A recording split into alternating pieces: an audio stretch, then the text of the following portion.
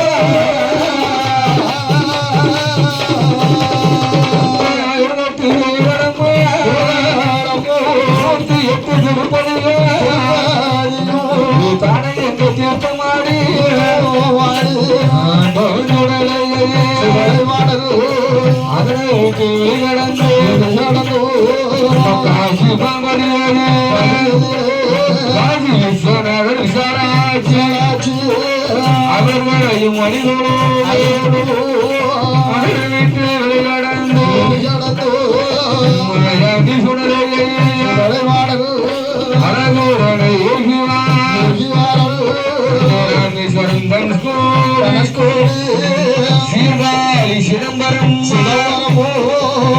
தீர்த்தம் அதனை விட்டு வெளிகடந்து அழகுடனே அண்ணாமலை உண்ணாமலை அறை வழிதோடு அதனை விட்டு வெளிகடந்து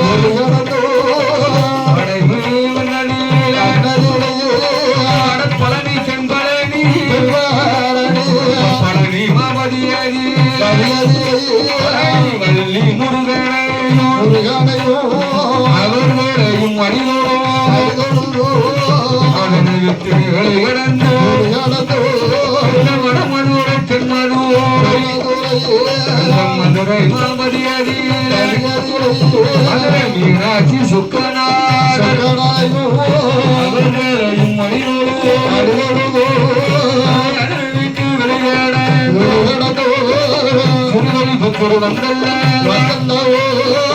ஆண்டாள் பெருமாளையும் அவர்களையும் அணிதோடு சந்திரன் கோவில் வந்தல்ல சங்கரனை நாரையும் அவனை கோவிலையும் அவர்களையும் அணிதோடு மேக்க முகமாய்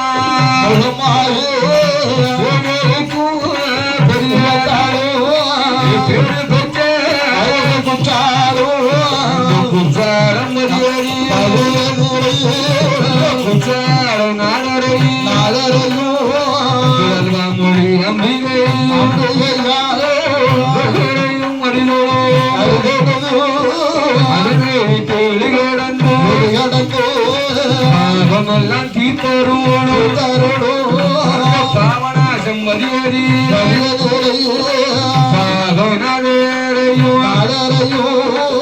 உலக முத்து அம்மாளையும்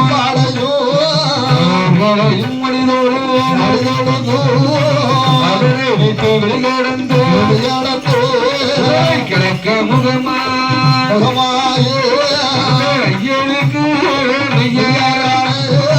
சொல்லு கையங்காவடி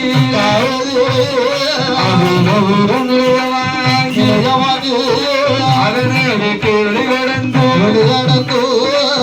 நிலையமலர் வந்துள்ள நெல்லையப்பர் காண்டி குட்டாரோத்திய மலையும் நமஸ்கரித்து அதனை விட்டு வெளிகடந்து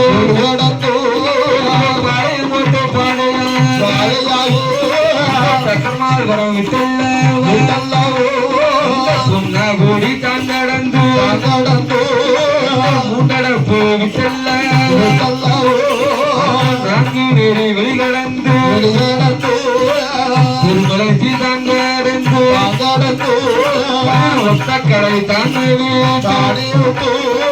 வள்ளி ஒரு முருகனையும் முடிதோ அதனை விட்டு வெளிகடந்து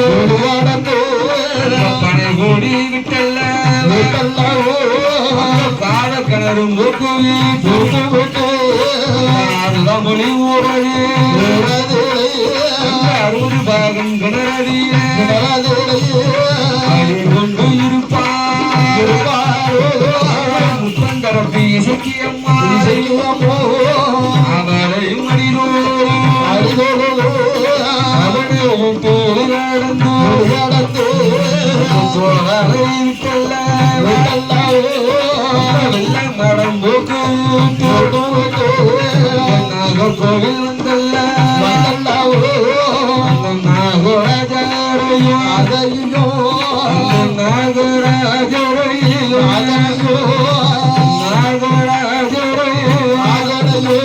அம்மனை அடிதோடு செய்வார்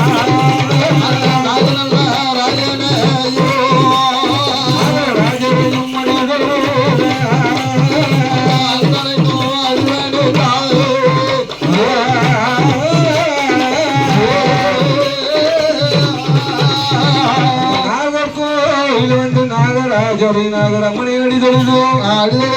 உண்டு அதனை விட்டு வெளியிடந்து எங்கே வருகிறான் எங்கே வருகிறான் தென்முனை அன்னை குமரி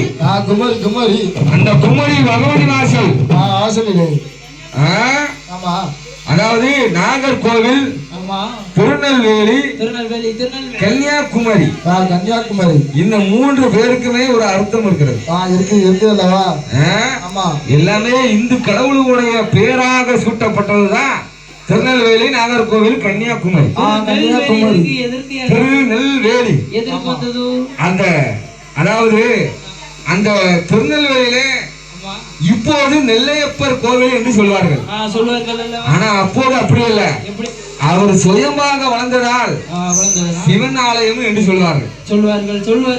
அப்போது அந்த கோவில் உள்ள பூசாரி இருக்கிறார்ல வேதியர் இருக்கிறாரு அவர் அந்த நெல்லையில வயக்காடு இருக்கிறது வயல் அதாவது வயற்காடு அக்காலத்துல ஏகப்பட்டது உண்டு அந்த வயல்ல அறுவடை செய்து அந்த நெல்லை அறுவடை செய்து அதை அவித்து அதை காய போட்டு அது அரிசியாக நெல்லை அரிசியாக கொத்தி அரிசி வேற சவுடு வேற உமி வேற என்று தனித்தனியாக பிரித்து அதுல வர சன்மானத்தை வைத்து அந்த சிவபெருமானுக்கு பூஜை செய்வார் அந்த ஒரு வேளையில அந்த வேதியர் என்ன செய்வார் நல்லா அவித்து நல்ல வெயில் நேரத்துல அந்த நெல்லை காய போட்டுட்டு ஆத்துக்கு தாமரபரணி ஆத்துக்கு குளிக்க வந்துட்டாரு அவர் குளிக்க வர நேரத்துல அங்க என்ன ஆகுறது அட மழை சூறாவளி மழை ஐயா சிவபெருமானே உங்களுக்குன்னு நெல்லை நான் காய வச்சிருக்கேன் தாங்களோட பூசைக்குன்னு அந்த நெல் என்ன ஆகும் மழையில என்ன ஆகும் அதாவது ஒரு அடமலைக்கு பெரிய பெரிய கட்டடமே காணாம போயிருது இந்த நெல் ஒரு காத்து அடிச்சா தாங்குமா ஐயா நான் நெல்ல காய போட்டிருக்கேன் நீர் தான் காக்கணும் என்று அவரை வணங்கி கொண்டு இங்க வரும்போது அனைத்து இடங்களிலும் அடமழை பொழியுது ஆனால் அந்த நெல் காய போட்டிருக்க இடத்துல மட்டும் ஒரு சொட்டு கூட மழை பொழியுது அதுதான் திரு நெல்வேலி அந்த நெல்லை வேலி போட்டு காத்திருக்கிறார் அதனால திருநெல்வேலி ஆமா அத நெல்லை வேலி போட்டு காத்துதான் திருநெல்வேலி அது முதல்ல அதுக்கு பிறகு அந்த நெல்லையவே காத்த வந்தவர் தான் நெல்லையப்பர் காந்திமதி அம்மா பிட்டாரத்தி அம்மா என்று ஒரு நெல்லைக்கு ஒரு பேரு புகழும் வாங்கி கொடுத்தது ஆதிசிவன் அதே போல நாகர்கோவில்ல நாகராக வந்து அமர்ந்தார் நாகரம்மன் அந்த நாகராக அங்க வந்து அமர்ந்து நாகர்கோவில் என்று ஒரு உருவாக்கப்பட்டது நாகர்கோவில் கன்னியாகுமரி என்றது வந்தது எப்படின்னா பகவதி அம்பா அந்த பகவதி என்றும் கன்னியாக யாருக்கு யார நினைத்து ஆண்டவனை நினைத்து சிவன் மேலே ஆசைப்பட்டு என்றாலும் சிவனைத்தான் நம்ம கணவராக ஏற்க முடியும் சிவனை தான் நம்ம மனமடிக்கணும் என்று இந்த நாள் இதுவரைக்கும் கன்னியாக அப்படியே அமர்ந்துட்டார் கன்னிகளையாம கன்னியாகவும் குமரியாகவும் அவ அமர்ந்ததாலதான் கன்னியாகுமரி கன்னியாகுமரி பகவதி அம்மாள் என்று பேர் நாம வந்தது. நம்மளுடைய பேர் நாமங்களா எப்படி எழுதுறது பாத்தீங்களா? அர்த்தம் உண்டுல, அர்த்தமா இருக்கும். அந்த அம்மை பகவதியா வாசலிலே பகவதியை பார்க்கணும் அவங்கள நம்ம நிலைய வாங்கணுமே என்று அந்த மாயாண்டி சுடலை எப்படி வருகிறா? அந்த பகவதியா வாசலுக்கு வரும்போது வருகிறா எப்படி? அங்க வரக்கூடிய வேலை நேரம் நாள் என்ன நாளோ சித்ரா பௌர்ணமி. என்று சித்ரா பௌர்ணமி என்னைக்கு வருது? வார செவ்வாய்க்கிழமை வருது ஐயா. அந்த சித்ரா பௌர்ணமிக்கு அம்மை பகவதிக்கு தேரோட்டம் திருவிழா நடத்துவார்கள். 10 நாள் திருவிழா நடத்துவார்கள்.